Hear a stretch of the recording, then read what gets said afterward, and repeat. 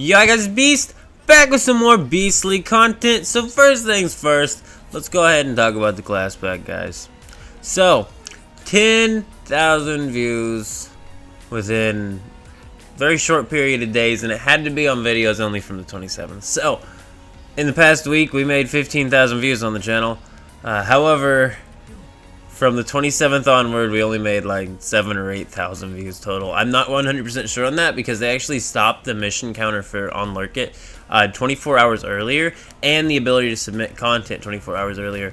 So I'm not even sure if all of the videos were counting on numbers, but regardless, I do have 7 meta pass codes to be given out. I'm just going to be posting them randomly in this video. They're going to be just like randomly in the video. I'm going to have written what the code is. There's going to be 7 meta pass, and there are going to be 3 battle passes. So good luck to y'all.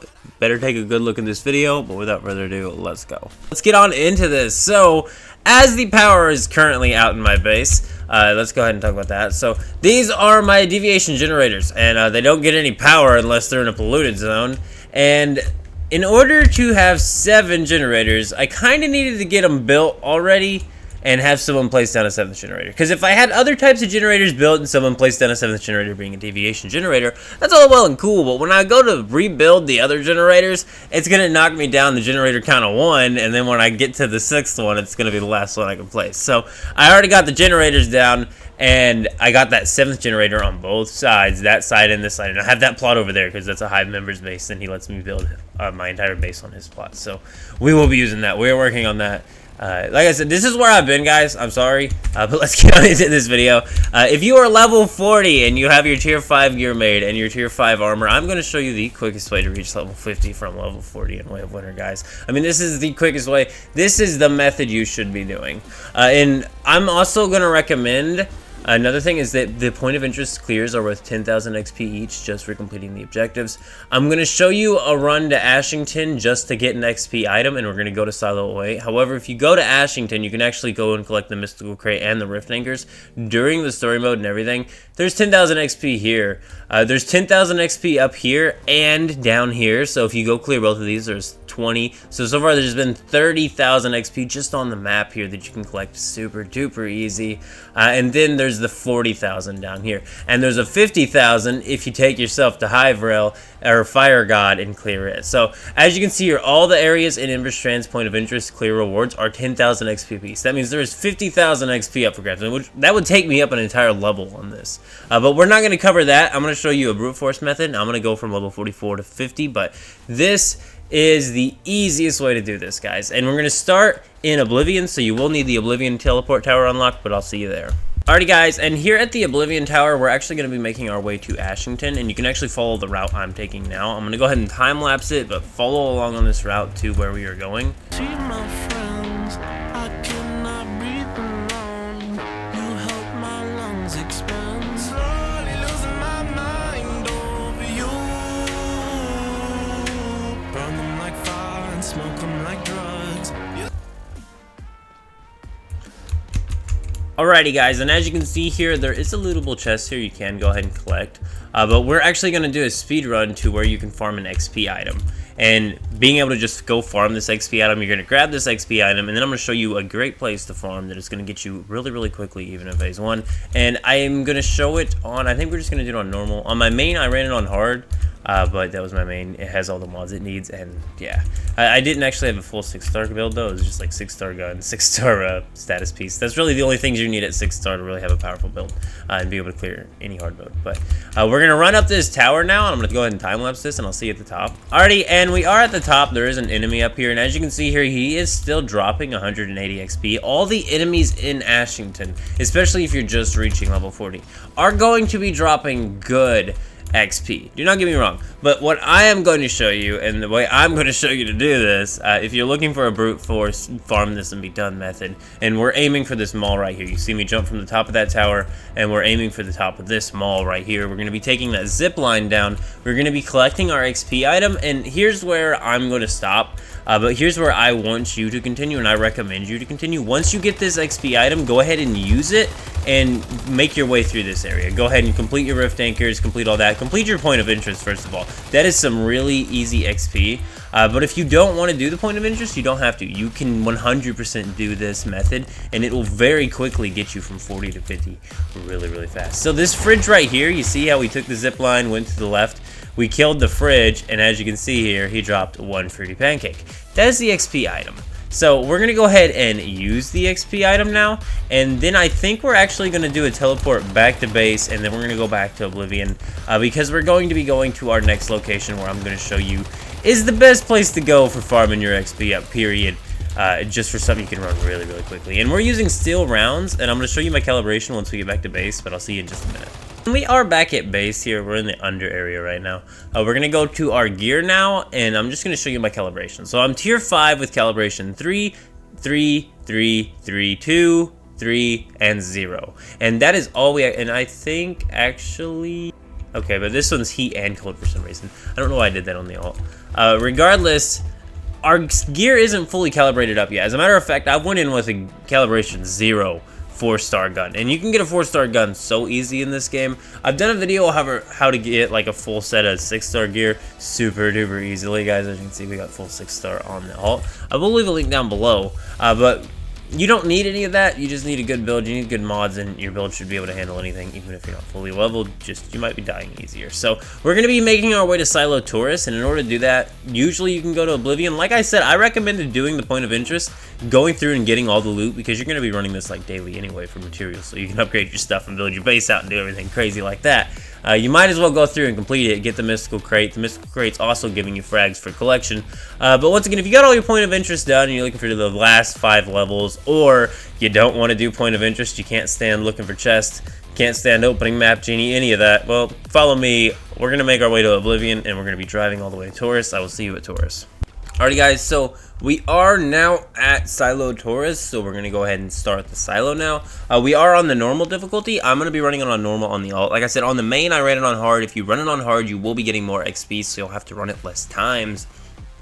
But this is one of the best, if not the very best ways of farming your XP brute forcefully. Once again, I recommend doing point of interest, and if you haven't seen my chaosium run video, I recommend doing that run and killing the enemies through that run, because that is the best XP. Frost Forge or Fire Forge, the area where there are level 50 enemies, they will be dropping the most XP per enemy. It's almost 400 with an XP item. However, you can just run Silo Taurus over and over. And I like to go through and kill some of the enemies, because, you know, you can get really fast kills sometimes, and then it's like, wow, that's another 200 XP, and it's going to add up very, very quickly. You can go through and kill enemies, or you can just run straight through the paintings on this and just rush to the boss, wipe the boss, and collect the XP over and over. And this is very good XP.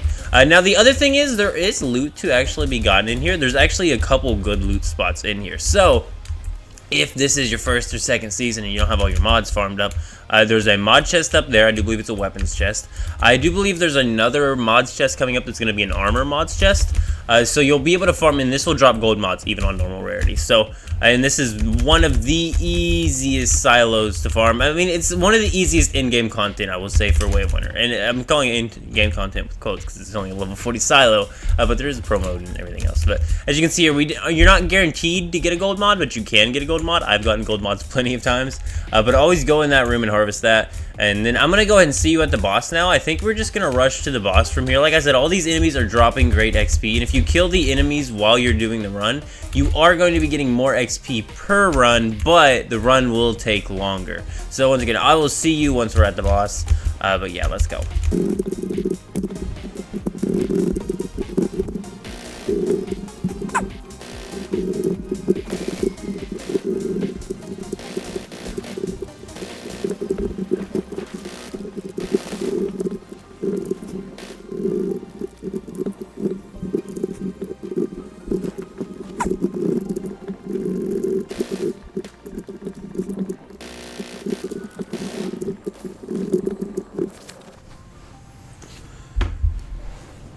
Alrighty guys, and here we are loading into the boss now. The hand has just grabbed us.